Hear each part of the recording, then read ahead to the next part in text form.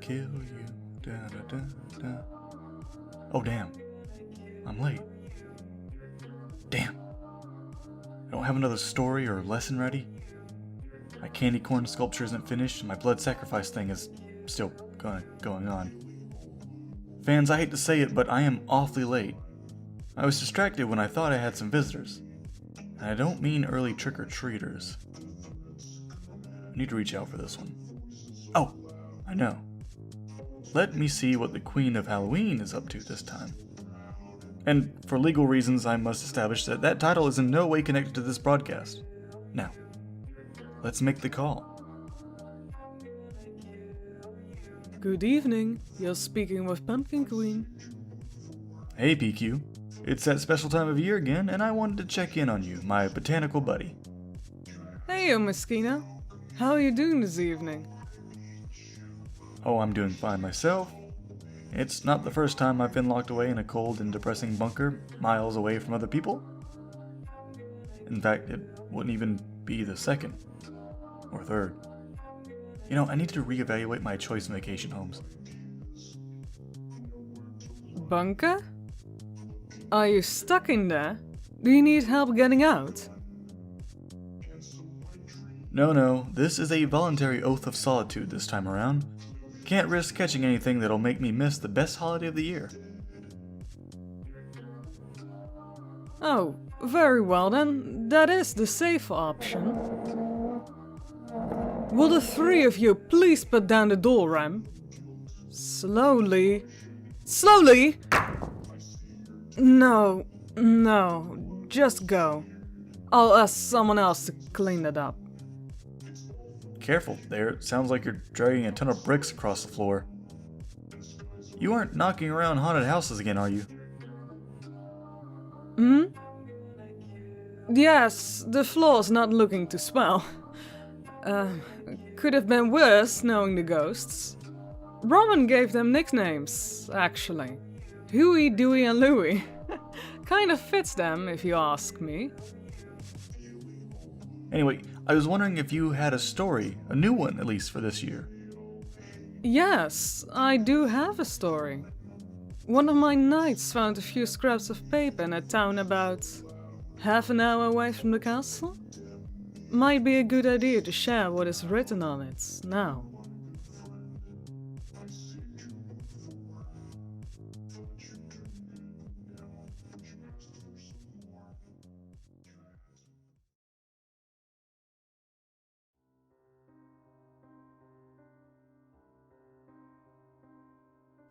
Once upon a blue moon.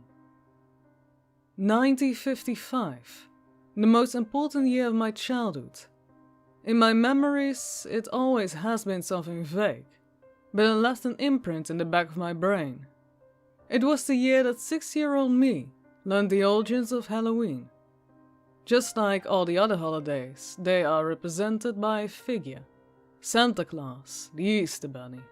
And I wonder if there are more out there. There are figures that we fantasize about. We idolize them and love them.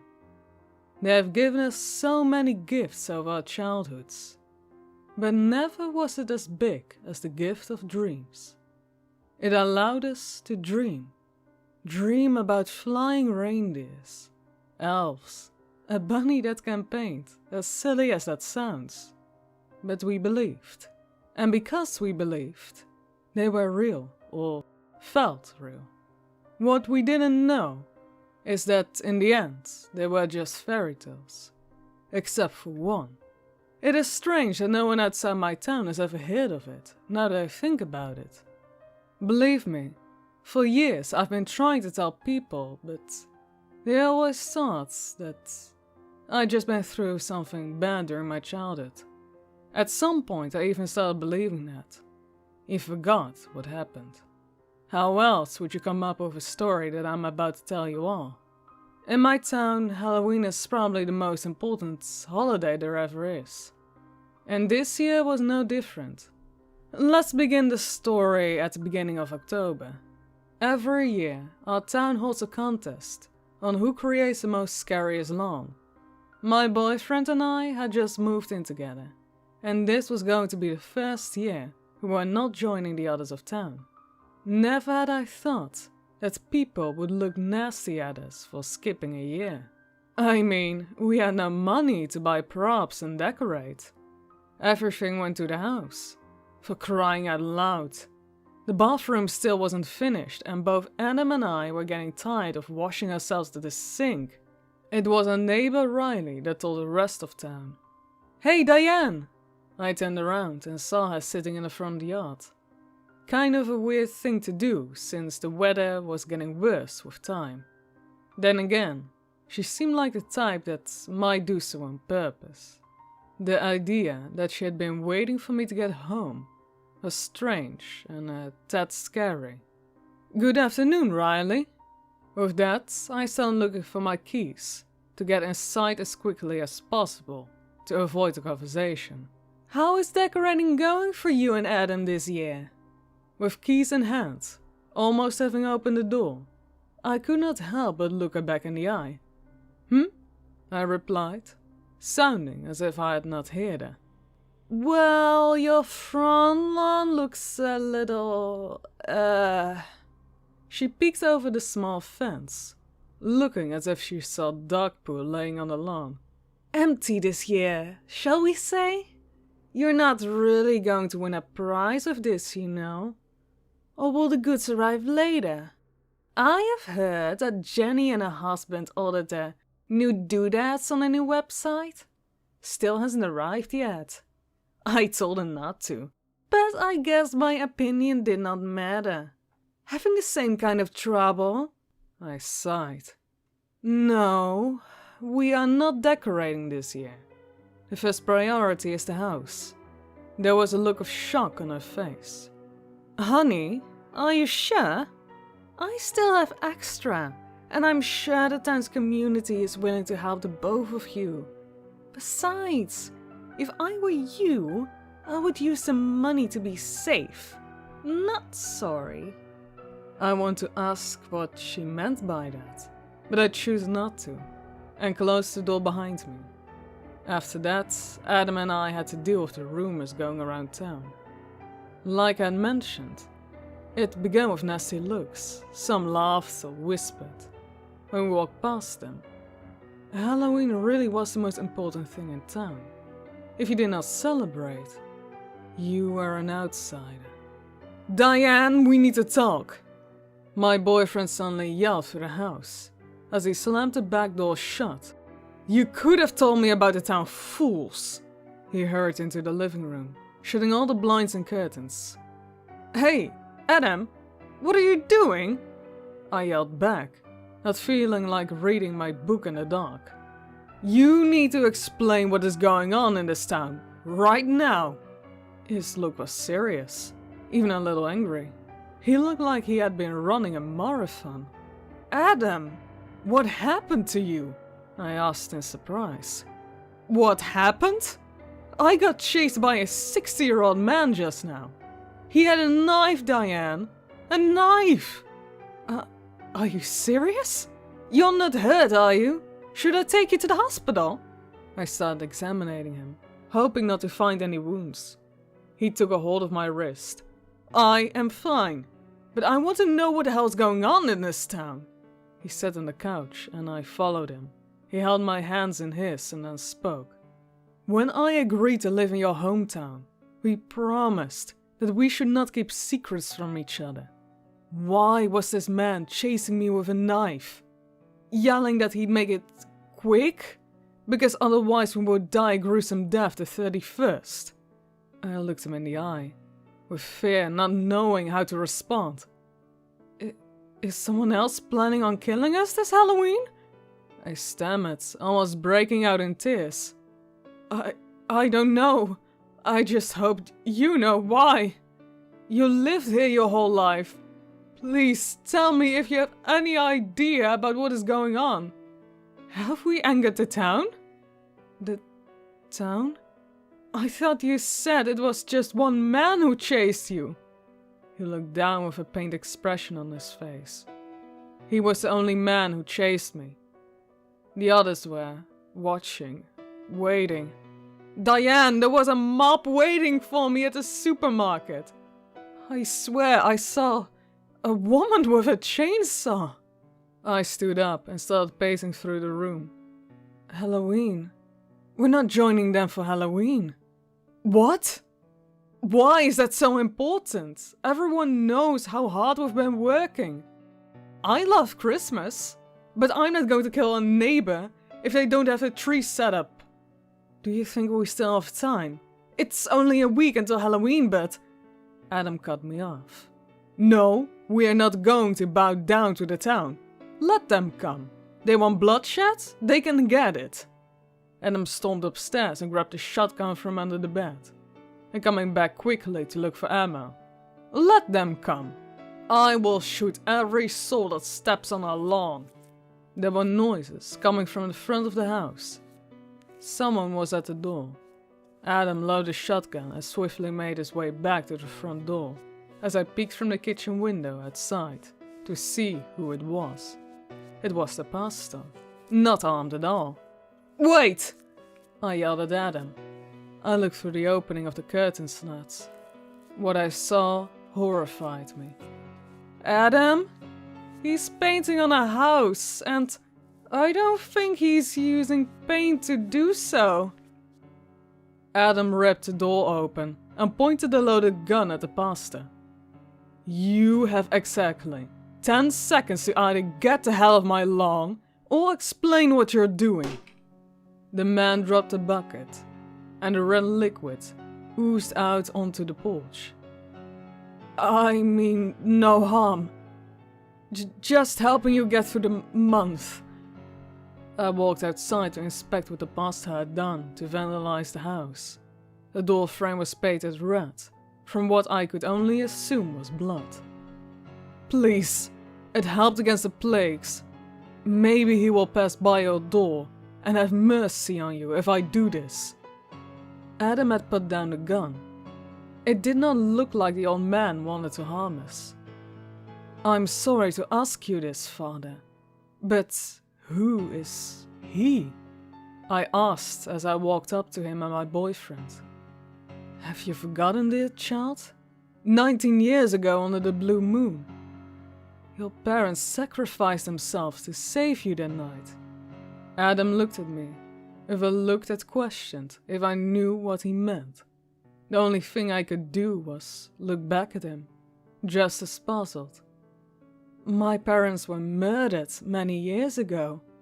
But what does that have to do with how the townspeople are acting? Or Halloween itself? Before the pastor could answer, a horde of people had arrived with pitchfork and torches. Burn the non-believers! One screamed. Save the town! Another followed. Go! Yelled the pastor.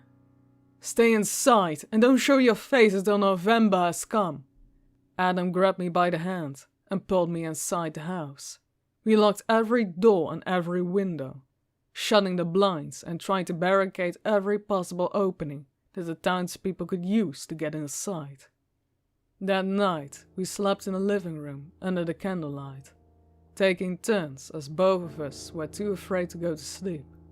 The people outside kept screaming, telling us to come outside and embrace death before it came for us, the 31st. I didn't know what was waiting for me and Adam. God, if I had known, I might have stepped outside. My stubbornness and will to live would not let me. Adam and I lived in the dark for almost a week until Halloween came. You can say that curiosity killed the cat. Maybe it was just meant to be. Maybe those are my dark thoughts as I'm writing this. Adam, he could not take it anymore. He stepped outside. Isolation does weird things with the human brain, you know. It was not an easy week, and he gave up. He yanked the front door open, screaming, and fell silent immediately. Instead of the usual trick-or-treaters that he was usually met with, he saw something. Babe? I asked with a shaking voice. He didn't answer me. Just looked outside. Frozen. Slowly, I made my way to the kitchen window. We had boarded it up with wooden planks, so there were only small openings between them. A part of me was scared. But I had to know what he saw. Through the street walked a parade what can only be described as monsters. One after another walked over to the houses, where the people sat on the porch, dressed up like one of them, offering them candy. They seemed to leave once they received something. I had seen this before, but why was it so hard to remember? But it didn't take long before I finally did. My breathing quickened as my eyes laid itself on him. Fear, panic began to swell up inside of me. Adam needs to go back inside. He's going to die. That thing will kill him. He's not hiding his human nature. Adam! I screamed in terror. Shut the door! He didn't. One of the creatures walked up to him, holding out its bony hand, its head twitching, eyes piercing his.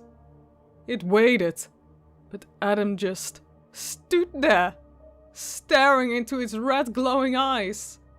Then suddenly, it let out a scream. All eyes were on our house, and his eyes were too. It seemed so much bigger up close now it stopped in front of our house. He sat on a skeletal-like horse. I say like, since it seemed off. His legs were so much longer.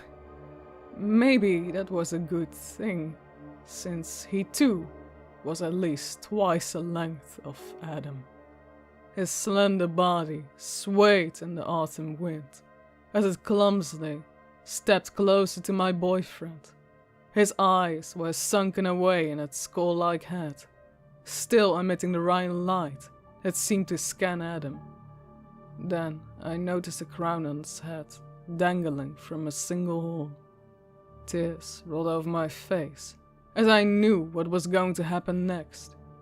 I remember what happened. My parents were never murdered. They were eaten alive. Trick or treat, I whispered to myself, holding back tears. I didn't want to look back. It was too late for him. The ripping of flesh could be heard, followed by a thud and a sickening crunch. After a while, the noises stopped, and a low booming voice could be heard. He asked a neighbor if there were more people living in this house. My eyes grew wide.